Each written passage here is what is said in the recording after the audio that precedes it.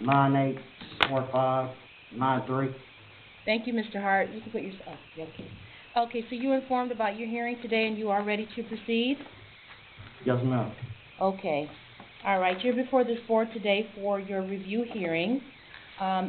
Looks like you first appeared before us November 4th of 2020 as a parole violator, and you were found guilty of violating your parole for violating rule number 7, criminal conduct. And at that time, you were assessed the balance of your time. So that's what brings you back before us today. So tell this board what you've done, Mr. Hart, during this last review period. That Yes, was to tell us to want to release you sooner than your current release date, which is March 23rd, 2034. And I know that you do have your attorney here today. Good morning, ma'am. Good morning. Okay, so I'm going to turn it over to you all, and we'll go from there, okay? Okay, thank you very much.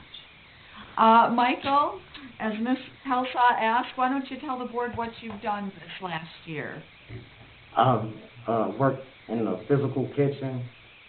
I've participated in Suicide Watch program.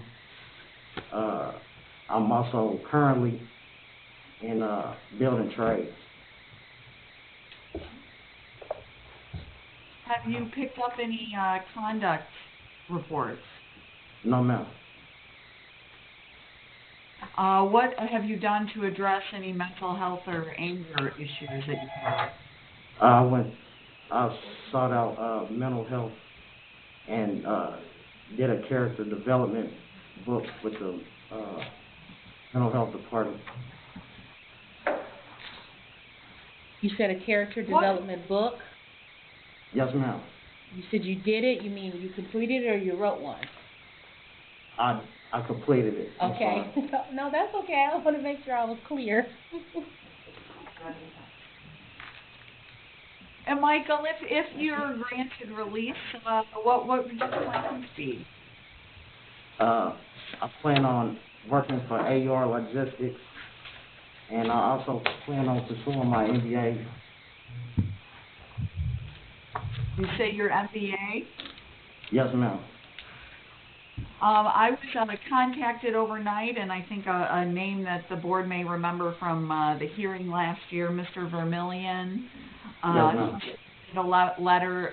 He is another potential opportunity if needed or available. Yes, ma'am. I plan on doing part-time work with. I plan on doing part-time work with Indie Innovative Solutions as well. Now, regarding the employment opportunity with Mr. Rhea, yes, ma'am. That you have a CDL certification for that? Yes, ma'am. Can you talk to the board about the current status of that certification? Well, I need to, my DOT or Department of Transportation physical is past due, and I need to get it renewed or I lose my license. Okay, then you would have to start the certification process over? Yes, ma'am. What kind of support do you have waiting for you?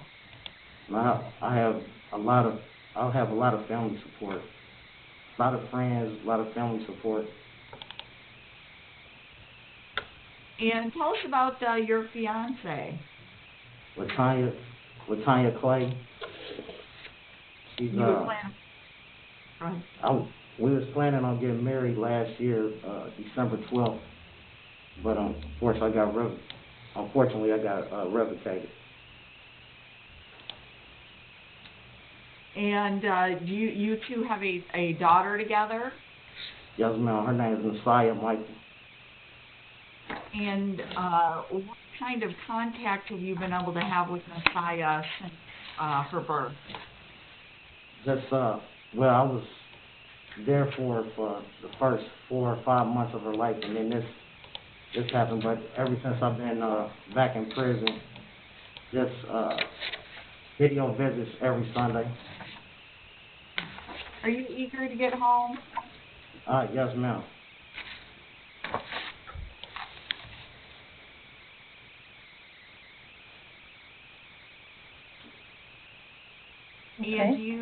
would live with, you would live with, Messiah and Tanya in Indianapolis? Yes, ma'am. Okay, and I believe that address has already been approved, verified. Yes, ma'am. And is there anything you'd like to say to the board? Yes, ma'am.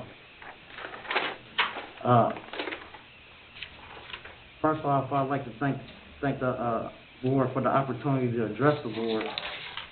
During this past year, I've reflected and grew to understand the decisions of the board. I should have not put myself in a position to where the board had to make an inquiry into my actions. I now understand to successfully reintegrate into society while being a law-abiding citizen, that no matter who it is, I cannot have suspect associates or associations, even well beyond getting off parole. I also understand that in my conditional release, that visiting a person incarcerated is also writing letters and talking to people that are incarcerated. I was unconscious of having even minimal contact, that it would make my actions look suspect, as well as being a form of institutionalization. Moving forward, I will continue rehabilitative progress by not having any contact with people with suspect character or having any contact with someone that is incarcerated. My rehabilitative progress will also be shown in my actions by me furthering my career and pursuing my MBAs with a dual concentration in entrepreneurship and supply chain management, while maintaining a valid CDL license so I can have gainful employment through AER Logistics and part-time work through Indie Innovative Solutions. I'll come home straight from work or class so I can love and nurture my daughter. I'm a good parole risk because I've shown and will continue to show I follow rules and laws that govern society. I will stay compliant with parole. I'm asking this for the board to allow me to continue rehabilitation in society so I can be there to help raise my daughter with my fiancée, LaTanya Clay, in a healthy environment with me present and take care of her through my essential career path. Thank you for your time. That's all the questions we have. Okay. All right. I would note that this is a memo with a number of exhibits attached and Yes. a couple Yeah, we did follow-ups. receive, yes, we received all of them, and I was looking through them now. So Mr. Hart, obviously, ma'am. it's undeniable that you have just a preponderance of support, which is good, because you need positive people. I've just read your letter from your father, who is in alternate placement, so that's good that you can be with your fiancé if you know, when you do return to the community, if the parole does approve that address. Looks like you do have your employment lined up. I want to, go back a little bit here. I wasn't necessarily on this board when you appeared for your former revocation hearing, and I looked at your violation, and that's pretty serious when it's alleged that you're trafficking or getting ready to traffic with an inmate. I'm not here to necessarily go around and around if you did it or if you didn't, okay? I want to make it clear to you that in the event, even, whatever the outcome is of today, then what's going to be different, because you do understand that other people, places, and things that are not so positive, they haven't changed for the better. They've gotten worse. There's a lot of temptation surrounding, all of us, but especially someone who does have a criminal history, someone who feels that those other people feel like, you're an easy prey because you have nothing to lose. So they're not really boosting you up as being, hey, you're the guy to get it done. They really actually think very little of you to even consider inviting you into such a circle. You understand what I'm saying? You got to be very selective about the company you keep. And even though you tell us that I'm not going to surround myself by, X, Y, Z, and 1, 2, 3, I commend you for that. However, I do understand that sometimes indirectly you're around people that we don't even know what their intentions are. So, you're an adult, you're going to have to make some critical decisions. And I'm just concerned about that behavior, considering you were out for murder and you were facing, your sentence should have been enough to scare you straight. 50 years and you were on parole supervision and now you're back, facing possibly sitting there until 2034. Okay, so tell me about the situation that led you here, briefly, as far as what you can do differently. Okay. What led me here, I was answering this. This call wasn't a direct call. So when the call came in, it was a phone call from a civilian. They was on my cousin that was incarcerated at CIC, which I was answering from his father. They was talking some nonsense, and they asked me a question, and I said no, and that was it. And it led me here to this situation. So what I can do going forward is not have no contact with anybody that's incarcerated. If they have family, friends, cousins that's incarcerated, I can't have contact with none of those people that has family members incarcerated. So this will not ever happen again.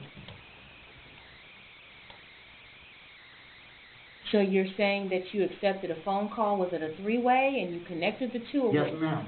Okay, well It was a three-way. that's a no-no right there. Okay, not like I said, Right. it's in the past, but moving forward, you know that's unacceptable. You know you're not supposed to be doing it. So you should have known then that was maybe not a direct setup because they said, hey, let's just set this guy up, but it's a moral setup because you know that you're not supposed to be doing it. And then on your phone that was found, that, you know, there's text messages on there, very incriminating text messages. So this is what I'm trying to say to you, is that don't just admit to one part of it, because, see, healing means we just need to be humble so we can move forward, because this is not to beat you down, but I need for you to really be as humble as possible, because if you minimize any part of this, you're going to get set up again. And what I mean by set up, I'm not saying necessarily that people sought to set you up. It's a personal setup because the thinking was there in the first place by connecting people. And the minute you heard them talking, like you said, nonsense or craziness, then maybe you should have stepped in and said, listen, you know what? Because in your mind, you know how much time you serve. That person on the other line knows that those phone calls are very well monitored. Letters are monitored. So, you know, it's just like, I don't know if this is something, I know it sounds bad, that could have saved your life from something else. I don't know. I would hate to think that this is what has to happen to save you from something you don't even see coming. You know, so again, I'm not going to stay stuck on that. I'm taking too much time on it, but that bothers me that you have already been sentenced 50 years. You get what I'm saying? So you're before this board by something because you're in the middle of something. Okay? So I do commend you. I'm going to shift gears now and turn it over to the other board members here in a second. I'm proud of the accomplishments that you have made, that you've spent your time very wisely, and that is a good thing, okay? As far as the accomplishments, finding the job, you know, it looks like you're going to have a stable placement. Only time will tell, you know, once you guys get out and see if you're going to be able to survive and make it together, considering, like you said, you're back. And I like the fact that your father is a pastor, and he's written a letter saying that, listen, not just because he's my son, but because he has experience counseling other people in your situation. That speaks volumes to me, because we all want to support our kids, but he can support you from multiple levels. First and foremost, a spiritual level, a parental level, and then also just, you know what, a just because level, because he's also helped other people in your same predicament. So I'm going to turn it over to the other board members for their questions or comments. Yeah, Mr. Hart, you're kind of a hot mess when this all happened, that murder, didn't it? Yes, I'm not very proud of the conditioning I was raised. Yeah, and your father was part of the instigation. Stepfather. My stepfather. Arthur Smith? That's my stepfather. He's deceased now. Biological dad is David Hart. Mm-hmm. So what's your short version of what happened? I mean, it started out with a dice game or something? Yes, sir. It was we was involved in a crap gang, and the crap gang got robbed, and I tried to calm him down, and it escalated into something that it shouldn't have went. And an innocent person ended up getting killed.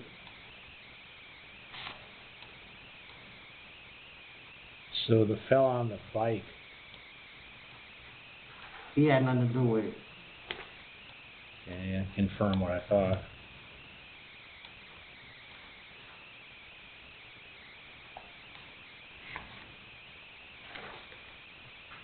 So were you about, how old were you then?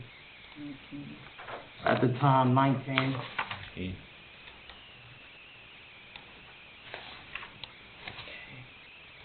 May I say something to you, sir? Sure. I was young at the time. I was very influential over my stepfather, and I shouldn't have never, ever, like any parent should never advise their child to do any type of street craft. And I was involved in something that I would never tell my child to do or let him do. And I paid the consequences for it. You know, and I thought about that day every day. And I wish I could do more to have taken that situation back. I mean, it's a terrible situation. It's terrible when anybody gets killed, but let alone somebody innocent and don't have something to do with anything get killed. So, I mean, it was a bad decision. I should have kept myself in college, because I was going to college at the time, and I just was part of the wrong influence at the time. Where were you going to school? Ball State. It's a good place.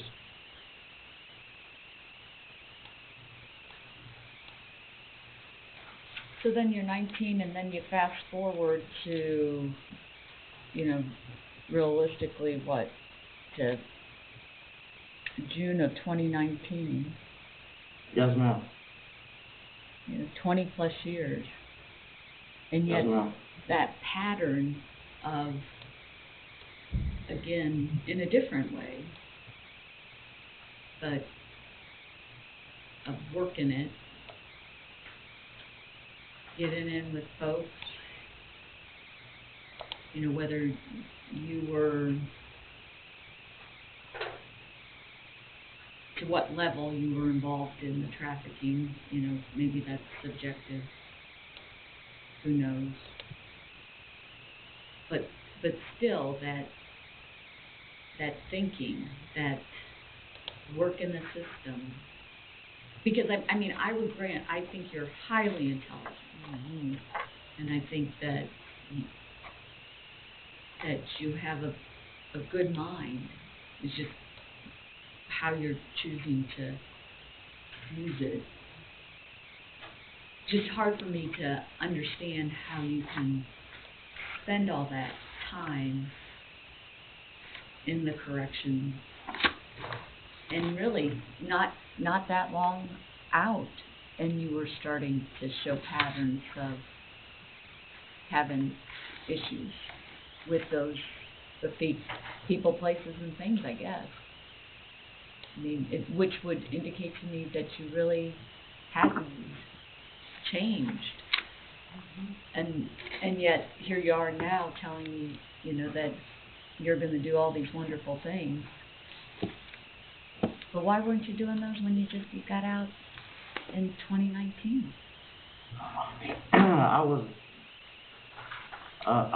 doing what I was supposed to do. I did get them. I take full responsibility as far as my association. I cannot sit up here and try to make an excuse for reasons of suspect association. I can't. But I know that in order for me to be successful, I have to cut all ties from anybody. It doesn't matter whether it's my cousin, my brother, my sister. It doesn't matter. But I want to assure you, Ms. Horton, I want to assure you that I was not involved in no criminal activity. Was people around me that possibly were? They probably, I don't know, they probably were. But Michael Hart. See, right there, they probably, I don't know, they probably, I mean, come on now, let's be truthful. What I'm saying to you, Ms. Horton. They were. Okay, they were. You know they were. But so there shouldn't be any, it's not a gray area, it's pretty black and white. And that's why I'm telling you, Ms. Horton, I'm cutting people off. But and you have my word. I see this tendency to be, you're still, there's this part that it's hard to leave it, that you can't acknowledge it. Just downright, they were. You're right. And they wanted to suck you back in. Mm-hmm. And you had a decision to make. And I don't know if the fiancé was saying, well, hey, gosh, Michael, we could sure use that money. We got the baby. I mean, that would be awful great. Nobody's going to get hurt. I don't know how the scenario, but something still drags you back a bit. Mm-hmm. No, Ms. Horton. And then the consequences are, if I do grant you an opportunity, then there's a perception that goes with that, hey, you can traffic and there's, you'll sit a year and that's it. And the reality is, as there's a huge problem with trafficking in all facilities. And it's not just a parolees. I mean, I get it. It's airmark people. It's COs. It's anybody who chooses to go that path. But Ms. Horton, what role do I play of saying, I'm not gonna be a part of saying it's just a little smack on the finger and on we go. Ms. Horton, you have my word. I'm not engaging in none of no nonsense. I don't think you are now. I agree. I think you're. Even then, I mean, but because you're looking at a 2034. It looked bad, but I was not engaging. I should have just cut it off. The conversation, period. I agree. And I'm going to add something to what Mrs. Horth has brought to attention. I'm going to go a little bit farther. Now that I'm looking at this was the home you had with your fiancé. Mm-hmm. And you all had a child in the home at the time. Not maybe necessarily, they may not have been at home when this was going on. But here's the thing. She was pregnant. Okay. She was pregnant. Okay. So let's just say this. Man, do you not understand if they had raided your house? I understand. I'm looking at all the evidence that they found, okay, which substantiates from their perspective, along with some other evidence that, and then your history, because you had a history while you were incarcerated as being a supplier, but that's neither here nor there at this point. I'm looking at the really big picture here. That you have a fiancé who has a home, a baby on the way. Do you know how disappointing and hurtful that could have been to her and her career, her family, had there been a drug bust and everybody in the household went to jail, including her, pregnant and all? So now moving forward, like Mrs. Horst is saying, hey, what's going to happen next? We hear what you're saying, what you're not going to do, you're not going to do, you're not going to do. And perhaps, you have learned a lesson. But you may not be as fortunate next time where it's just you that's taking the fall for everybody. You get what I'm saying? Because apparently you were not the only person involved.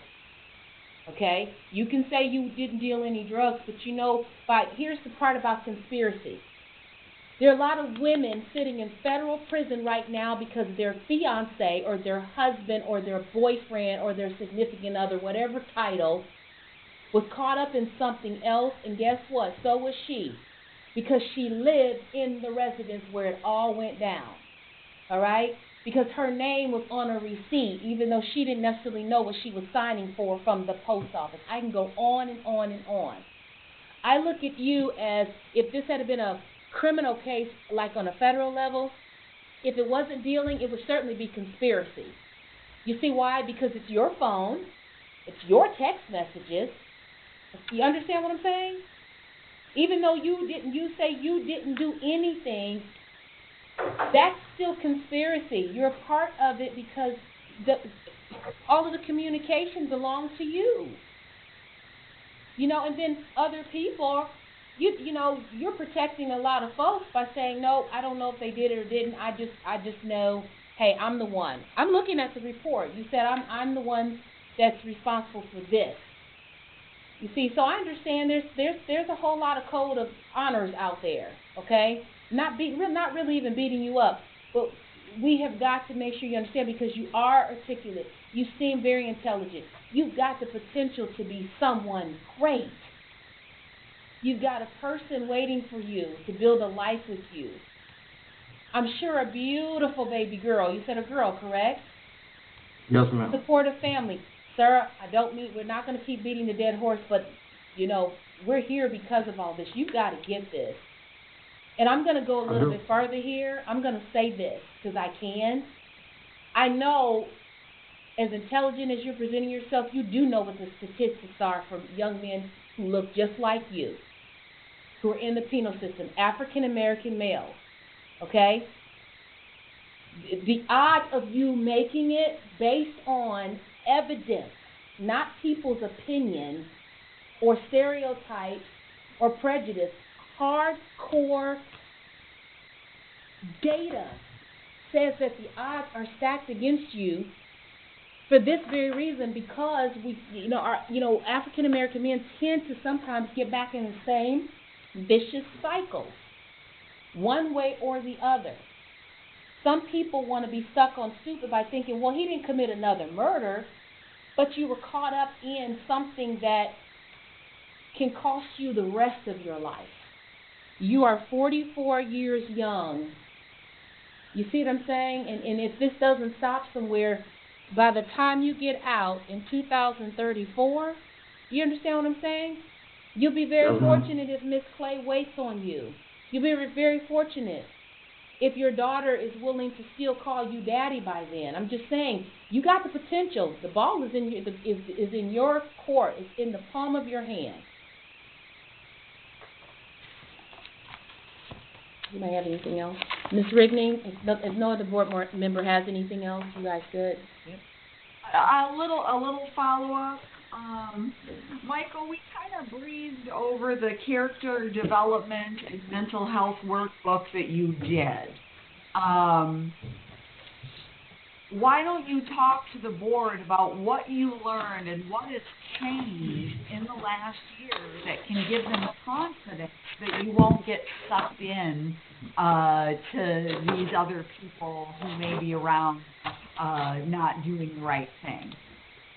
Well, the most important thing, it made me broke my whole character down and just really reassess who I need around me, question their motives, and learn about honesty and being truthful and being disciplined and not giving up on doing what you're supposed to do. It might start off a little rough, but keep going and you'll see the results of it. Has this time away from your family and your life goals been a wake up call for you? Absolutely. Absolutely it has. It's been rough. Do you believe that you have the mental and emotional equipment and the support you need to succeed if you're re-paroled? Yes, ma'am. I do. I have support, and if I'm willing to do whatever type of stipulations, conditions, to make sure I'm a successful reintegrated back into society. I don't have any other questions for Mr. Hart. Okay. Hey, Mr. Hart, Yes, sir. do you remember, I'd have to look back, but we usually tell violent offenders like this, we give you an opportunity to go out, just don't come back. A lot of times we don't give you a second chance. Do you remember us telling you that? He did. I wasn't. Yeah, that was.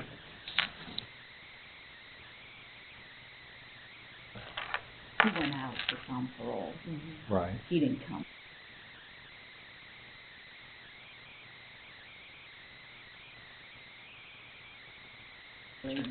All right, I apologize. Withdraw the question. That's all right. It was a good question, though. Yeah. But actually, you know what?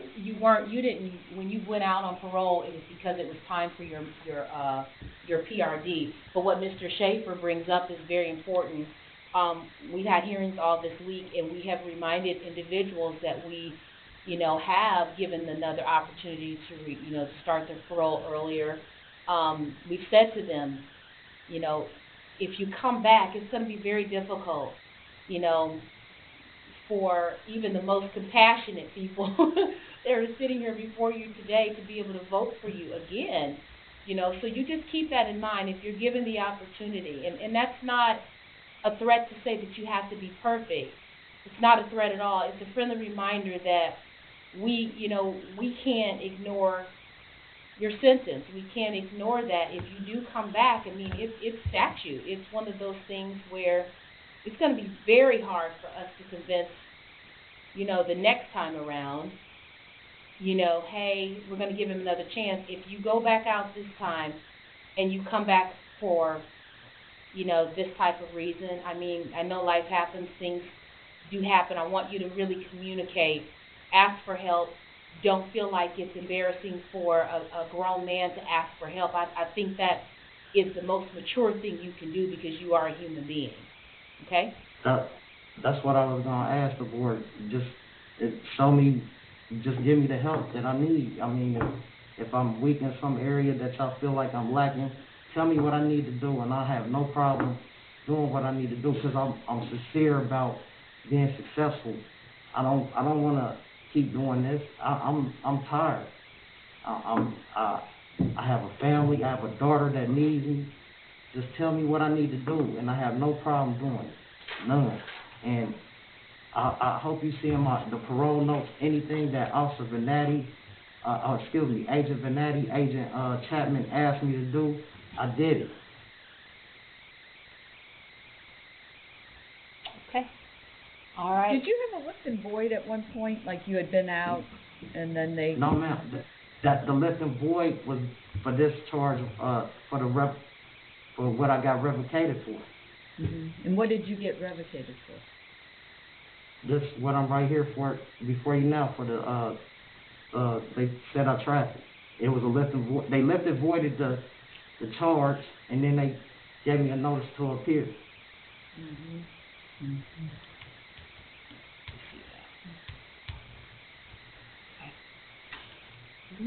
Okay. All right. So, Ms. Rigney, if you don't have anything anything further as well, we're going to go ahead and put you both in on mute and on pause for a moment here while we discuss Mr. Hart's review, and we'll get back with you. Okay? So, facility, you'll need to mute us and